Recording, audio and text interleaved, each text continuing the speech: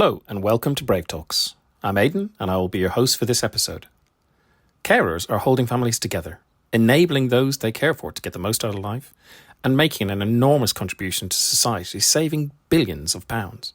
And yet it is not something openly discussed. I'm joined today by Vivian Kwok. So grab a cup of tea or your favourite beverage. This is Brave Talks. Let's dive in. Hello and welcome to Brave Talks. And today I am thrilled to be joined by Vivian.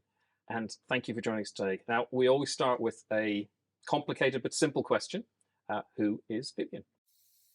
Hi, thank you for having me. I'm very excited about this talk. So I'm Vivian. I'm an HR partner within IBM.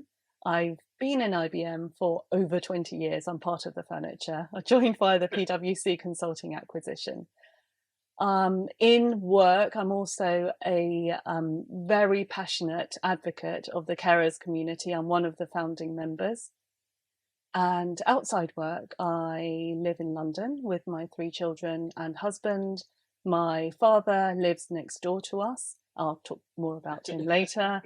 And in my spare time, I like to go walking. I like to be outdoors. I do a bit of karate, not very well. Oh. I run very badly. One thing I'm good at is eating. I'm very good at eating. My husband says if a burglar were to come to our house, if the person gave me a nice enough snack, I would welcome him in or her in and let them have anything they want from the house.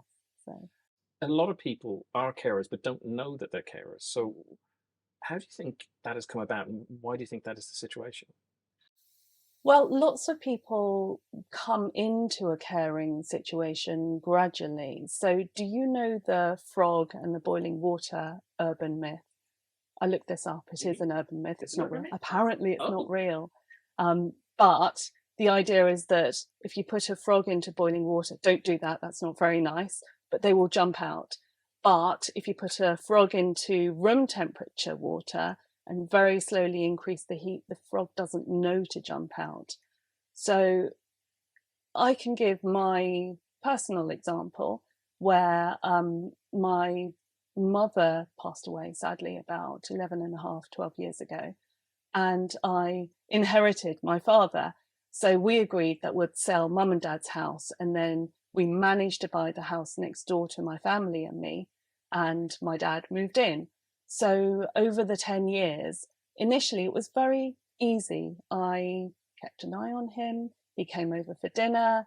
I did a bit of administration. I took him to appointments. He went on all of our family holidays with us. And then when he got lost, I went out to look for him. But that happened more and more often. And the consequences of that became more and more severe. He would end up in A&E overnight. And then he would forget things like putting on a coat in the winter. He would forget to eat. He would forget to go to sleep, which in itself wasn't a big deal. But the next morning he'll be very wobbly. He'll be up the whole day the next day and fall over. So before I knew it, I was a bit of a quivering wreck.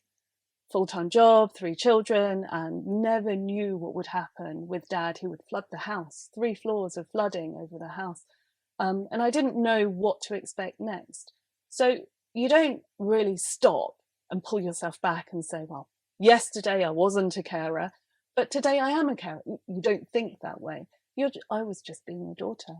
So you get people who don't have that and they become carers overnight.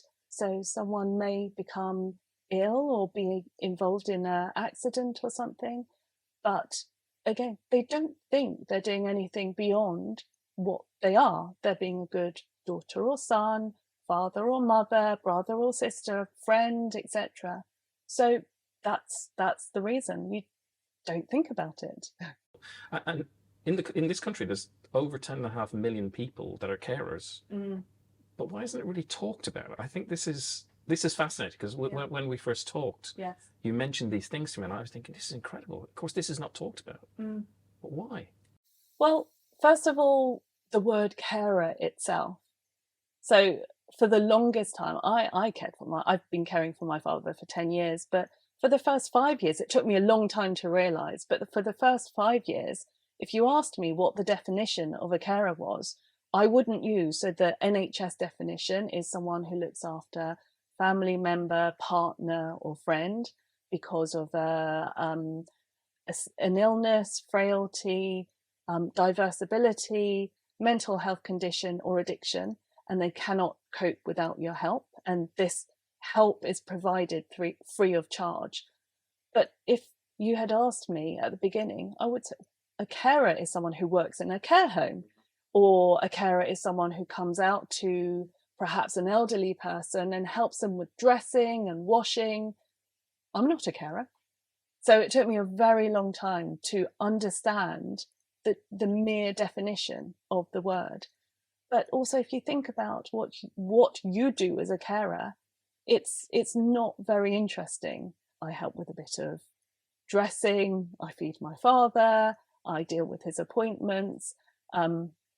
Right now, my biggest issue is trying to figure out how to cut his toenails. We need people to come in.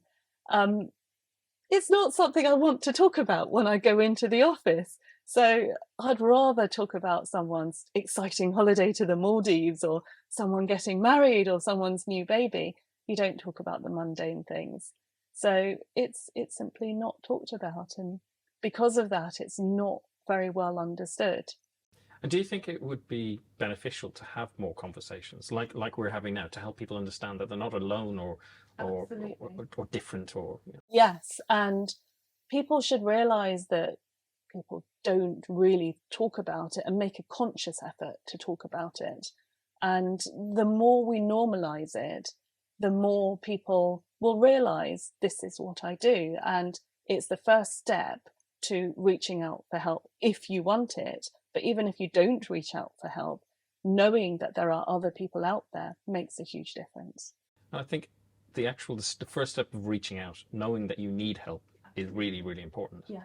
And not many people take that step. But of course, it's beneficial in the long run. And language. So because it's a word, if you think about other groups out there, so you have the women's group, the men's group, you have diverse abilities. Those words define what those groups do. But going back to the word carer, it's not obvious. You don't think that it is the NHS definition. You just think it's someone working in a care home. And I think maybe it's through the pandemic as well, this topic of care for mental health topics as well, whether it might be a partner or a child, or where you have been caring for a very long time. It's become the norm in your environment, but actually it is on top of everything else. It's something that isn't the norm. It has become the norm for you, and I think that is challenging. Are there areas that people can reach out to, organizations that you're aware of that can maybe help with that? Yes, well, all local authorities, at least here in the UK, they have their own lists of local help groups that you can reach out to. There are also charities like Age UK, and there's the Carers UK. There are lots of charities and organisations that have a whole host of help that you can access wherever you are. And I think it's really important. That help is really important to everybody. In preparation for today, I was looking up something, so I might have the information wrong, so please, I'm sure you're much more versed on this. But on looking at 80% of the carers are actually women or identify as women. That's very high. I mean, do you have any thoughts on specific reasons? I mean, I can make assumptions, but have you any kind of information about that or experience on that? Well, I think there's a whole host of different reasons, and they all kind of come together and it becomes a spiral. One of them is the wage gap. So I did some research, and there is a wage gap all around the world, and it varies from the worst country where it's over 50%. So women make on average 40-something% of the average man, which is terrible. Then there are countries that are much, much better, and there's still a 7% gap, 5% gap, whatever. But globally, there's a 77% gap between men. And so as in 77, so a woman will make 77% of the average man. Mm-hmm. So if you're in a family and, for example, you have a child with diverse abilities and the parents decide that someone should stay at home to care for the child. And if this family happens to have a husband and wife, the obvious thing is to think about, well, who's bringing in the most money? If it so happens that the husband makes more, the chances are that the wife will, or the woman will stay at home or reduce their hours. And because of the statistics, it's more likely to be the woman who is in that position. So that comes to play, and because more people drop out to care or to care for children, etc., then that kind of plays into the companies thinking, well, if I employ a man, if I employ a woman, who's more likely to drop out? So it's a bit of a negative spiral. Yes. But also, and this is one of my pet hates, if you go into a toy shop, girls have pink things, boys have blue things. I wanted blue toys as a child. But also girls have cooking toys, they have caring toys, they have dolls. Boys have fun things like balls and cars and shooting things like guns. That plays into society as well. It may be that a certain character is more suited to caring and other characters are less, and you can argue whether that gender plays into that, but we definitely enforce the gender stereotypes. Well, I hope that with more and more conversations around gender identity and how people see themselves or how they feel will help with that in the future. I mean, not having such a distinction between, because like you say, you wanted to play with the blue toys or whatever, it should be okay for everybody to embrace whichever part of their feeling is there. Absolutely. I think that's really, really important. Yes. So you mentioned that there are people that obviously from a carer perspective maybe reduce their hours to try and do care. Sometimes that's not an option, so people have to do full-time jobs and care as well. So is there anything we can do, I mean, as individuals that in the workplace or as colleagues or friends, family, employers, all of these different things to help these individuals and make it easier? Lots. So the first thing is this, which is what we're doing, is talking. Talking makes such a big difference. Talking about difficult subjects. It's not a comfortable thing to talk about. I don't want to be talking about illnesses or conditions. You want to talk about happy things. But the thing is, we're all human. We all have a chance of becoming a carer. So apparently by the age of 50, the average person has a 50%, I think it's slightly higher now actually, chance of becoming a carer. So most people live beyond 50, so you have a much higher chance. So we all need to talk. We need to talk about uncomfortable things, about things that is not talked about. Changing my dad's nappies. Why shouldn't I talk about that? But organizations should encourage that, should encourage the conversations. And organizations can also make sure that policies are in place to help people who are carers. Within the workplace, apparently 1 in 7 people, 1 in 7 or anyone in any organization is a carer. So there are lots of us.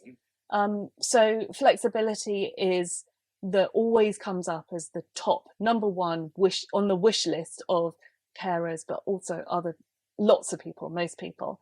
So make sure you have the flexible options in place. Also leave options. Make sure that you have the leaves in place as and when people need it. Culture plays a big part in everything.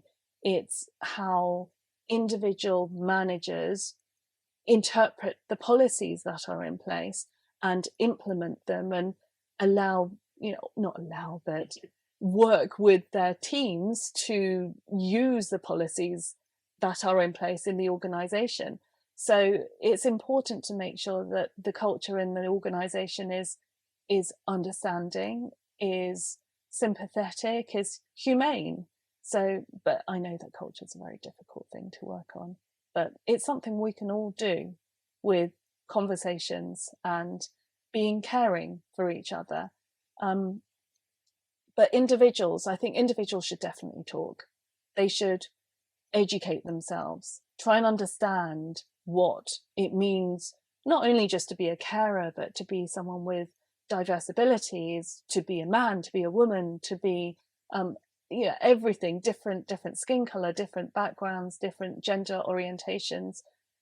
We all have something to learn. So everyone should be out there trying to educate themselves. I completely agree. I mean, you don't know what you don't know. So having the conversation makes it easier, and maybe you can appreciate or be more understanding. You may not fully understand, but you can be more understanding. I think that's always at least a positive step. It's being human. Yes, absolutely. And that's why we have these conversations, why we'll continue to have these conversations. And now, as you've got a lot of experience personally, and obviously you within the care community as well, you probably have spoken to people that are struggling or have difficult moments. I'm sure that's the case, because as we all do. Would you have any advice for those individuals that may be struggling, who are trying to provide care and maybe not caring for themselves at the same time? Well, self-care is very, very important. It's like the oxygen mask analogy. You have to be able to survive in order to help others. So always bear that in mind. But one of the big things that I always say is reach out. So the first thing, as we said, is to acknowledge your role, to understand what you're doing. And that's all through education, through talking. But once you do realize you're in a caring role, reach out to other people, because even if you don't actually do anything, knowing that there are other people out there who are doing the same thing as you makes the biggest difference. So I remember one Christmas we had, so this was when Dad was already quite bad. He was quite far along in his his dementia journey. And we had carers in for Dad regularly, but that one day I didn't have any carers in. So I thought, I did everything for him, did his bath, then I put him to bed. And I thought, I'm going to have to wait until he's asleep before I leave, because otherwise he'll be popping up and wandering around the house and fall over. It took me 4 hours to put him to bed. Every time I tucked him up, he popped up again. Oh, it's daytime, let's go wander around. And he was really wobbly on his feet. And those 4 hours were really, really long. And I just thought about all the other friends and colleagues within the organization who are in the carers community. And I know lots of people who have the same commitments and have the same scenario, same setup, and maybe doing something similar. And knowing that was like having a little fairy godmother or godfather on my shoulder. And it's the littlest thing, but it makes the biggest difference. So if you're a carer, reach out, speak to people. And in doing so, if you speak, other people feel more comfortable to share their own stories. And then we create a snowball effect where it becomes a normal thing. Absolutely. Well, thank you so much. It's been really nice to talk. I'm sure we could continue talking for a very long time on many, many subjects. But it's been brilliant. Thank you very much. Thank you. And thank you for joining us today. And I look forward to seeing you in future Break Talks.